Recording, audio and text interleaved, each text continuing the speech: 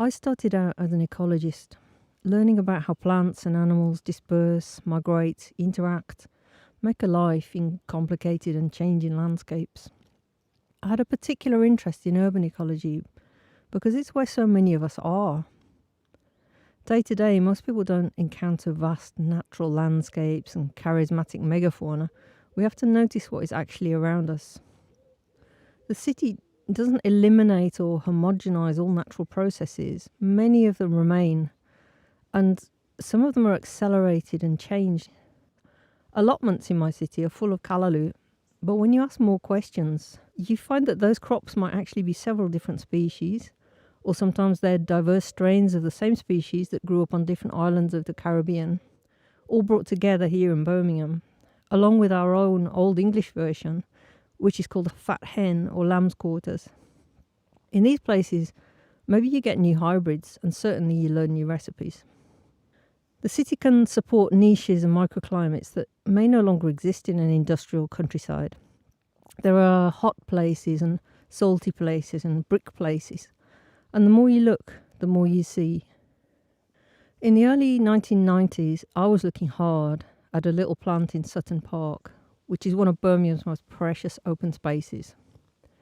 The plant is called common cowwheat, and it sometimes lived out on the heathland, but it was really abundant in little wooden glades nearby, where trees had fallen and the light got in. Common cowwheat likes to be near oak or pine or birch trees, and to sneak some nutrients from their roots by tapping them with hostoria. And it gets even more benefit from that relationship if those trees have a good network of fungi on their roots. That hemiparasitism is how this species manages to survive in dry, poor soils where there's less competition from other plants. It produces big, fat, oily seeds, really attractive to ants and voles that will carry them at least a little way. And whenever they drop a few, those seeds have a chance to germinate further from the parent plant. So in the woodlands, this plant is favoured by coppicing, for example, cutting trees in a particular way for firewood or for fencing. So like a lot of UK wildlife, its fortunes are entangled with humans and with how humans use and manage land. So over time, there's a natural sort of succession where the woodland clearings maybe become more shady or can become less easy to live in as other plants move in and compete. But at the same time, new clearings can appear nearby as a tree falls or because of human management. And if those new patches are close enough, they can be colonised as a new home. If the balance is right, a shifting mosaic of patches like this can form what is called a metapopulation, where the strong, plentiful populations export their seeds to new or failing populations, and overall you get an equilibrium. So long as a species can reach enough new habitat, the whole becomes more than the sum of the parts. You have a set of little populations, each one too small to survive on its own, maintaining itself in a sort of peer-to-peer network. So when I was studying it, on the face of it, this little plant looked as if it was doing pretty okay. It was marked as being present across a lot of the map for Northern Europe. If you divided the UK into 10 kilometre squares, quite a few of those squares would be coloured in as being occupied in some way. But the closer I looked, the more patchy the picture became. So I found my plant in one of the parks in my 10 kilometre square, but not the other two where it had been present in the past. It lived in two of the woods within that park, but not the others. And in the woods, it was present in some clearings, but for some reason it was absent from other really tasty-looking habitat just 20 or 30 metres away. And the more detailed attention I paid, the wider the gaps between these little populations seemed to be.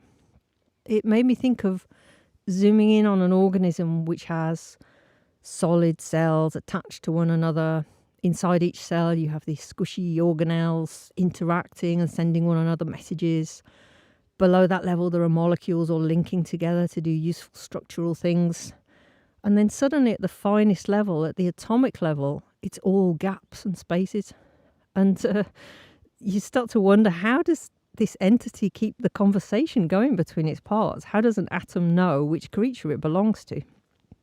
It seems really improbable and miraculous that a collection of chemical compounds should hang together as a system, but somehow it does. Except in the end, for my plant, it didn't. I finished my research and I wrote it up, and particularly I noted that this little plant couldn't move very far in 1 year, that its seeds were too tasty to last long in the ground, and therefore in theory it could disappear if these patches of habitat stopped appearing regularly nearby.